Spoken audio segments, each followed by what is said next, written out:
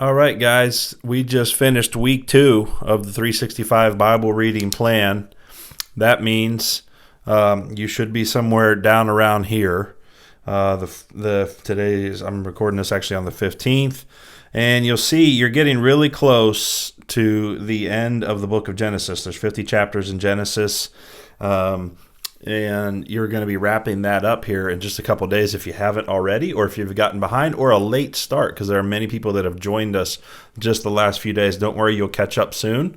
But as you finish up Genesis, I just want to zoom back a little bit. I know there's a lot that has happened so far. Some of it can be confusing. Some of it might seem strange, but it's good to zoom back, and that's the purpose of this sheet right here. If you take a look at this in your Bible reading plan book, this gives us a real nice overview of the book of Genesis. We go from creation to the Tower of Babel, and then we follow the life and the family tree of predominantly Abraham, but his descendants. And these are his descendants. This is his son, his grandson, and his great-grandson.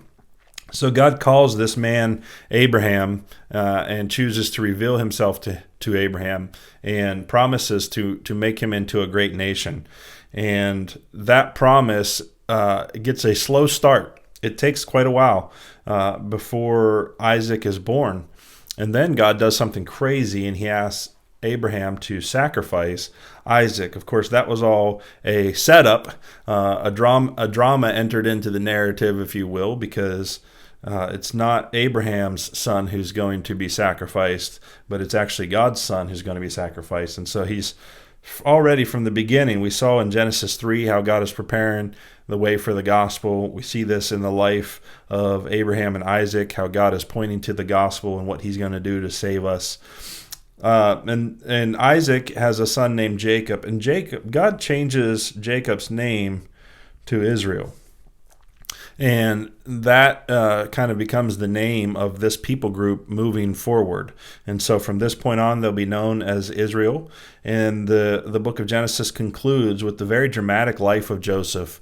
It's, I think, probably my favorite part of the book of Genesis is when we get into the life of Joseph, because his life is just so interesting, and the things that he went through and how God redeemed all of those things to put him in a very pivotal position by the end of the book of Genesis. And so that's really what's going on. So all of the lying and deception and murder and polygamy and all of the things that are happening in the details, don't miss the big picture. This is the big picture. God is giving us the story of the life of Abraham and his descendants, which become the nation of Israel, which will be the focal point of the rest of the Old Testament. And so just wanted to make sure you didn't get lost in the details. As you get to the end of Genesis, it'd be fun to sit down and do this little exercise, these learning lookups at the end of each book, kind of test your knowledge. Now,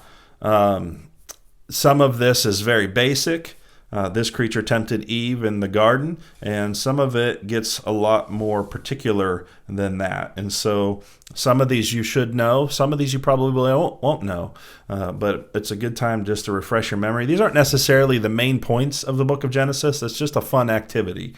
And there is a word bank at the bottom of this if you want to do that. So hope you take a few minutes and do that and just enjoy what you've been learning before we move into the book of Exodus. Looking forward to seeing you guys in Exodus.